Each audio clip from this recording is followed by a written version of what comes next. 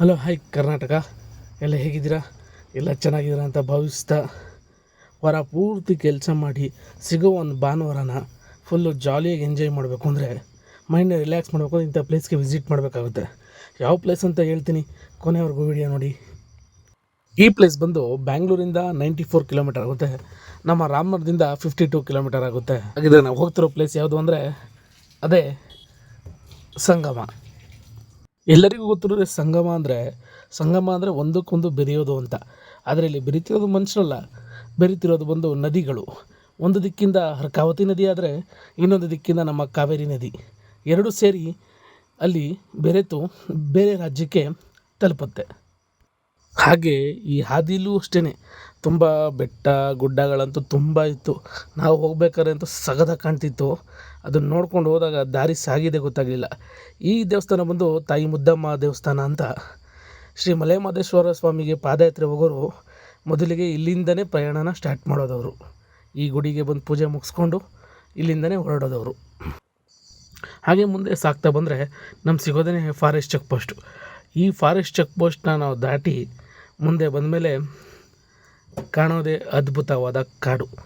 ಈ ಕಾಡಿನಲ್ಲಿ ಪ್ರಾಣಿಗಳು ತುಂಬ ಇವೆ, ಆದರೆ ರಸ್ತೆ ಬದಿಲಿ ರಸ್ತೆಗಳಲ್ಲಿ ಯಾವುವು ಕಾಣಲ್ಲ. ಪ್ರಾಣಿಗಳು ಕಾಣಿಸ್ತಿಲ್ಲ ಅಂದ್ಬಿಟ್ಟು ನಾವು ಕಾಡಲ್ಲಿ ಇಳಿದು ಕಾರ್ಯಾಚರಣೆ ನಡೆಸೋದೆಲ್ಲ ಬೇಡ. ಹಾಗೆ ಮುಂದೆ ಹೋಗೋಣ. ನಮ್ಮ ಎಂಟ್ರಿಗಂತೂ ಇಲ್ಲಿ ಫುಲ್ ಜನಸಾಗರನೇ ಕಾದಿತ್ತು ನೋಡಿ. ಆ ಜನಸಾಗರದಿಂದ ನಾವು ತಬ್ಬಿಸ್ಕೊಂಡು ಮುಂದೆ ಬಂದಮೇಲೆ ನಮ್ಗೆ ಕಾಣೋದೇ ಮುಂದೆ ಹರಿಯುತ್ತಿರುವ ಸಂಗಮ. ಇದೆ ನೋಡಿ ನಮ್ಮ ಸಂಗಮ, ಇಷ್ಟು ಪ್ರಶಾಂತವಾಗಿ ಹರಿಯುತ್ತಿದೆ. ಇಲ್ಲಿಗೆ ಪಾರ್ಕಿಂಗ್ ಚಾರ್ಜ್ ಇದೆ. ಪಾರ್ಕಿಂಗ್ ಚಾರ್ಜ್ ಬೈಕಿಗೆ ಬಂದು 10 ರೂಪಿ, ಕಾರಿಗೆ ಬಂದು 30 ರೂಪಿ ಇರುತ್ತೆ. ಹಾಗೆ ನೀರಲ್ಲಿ ಆಡೋಕ್ಕೂ ಪರ್ಮಿಷನ್ ಇದೆ. ಹಾಗಂದ್ಬಿಟ್ಟು ಎಲ್ಲಿಗೆ ಬೇಕಲ್ಲಿ ಧುಮುಕಿ ಡೈ ಹೊಡೆಯೋದಾಗಿಲ್ಲ. ಅವ್ರು ಯಾವ ಪ್ಲೇಸು ಸೂಚನೆ ಮಾಡಿತ್ತೋ ಆ ಪ್ಲೇಸಲ್ಲಿ ಮಾತ್ರ ನಾವು ಇಳಿದು ಎಂಜಾಯ್ ಮಾಡಬೇಕಾಗುತ್ತೆ.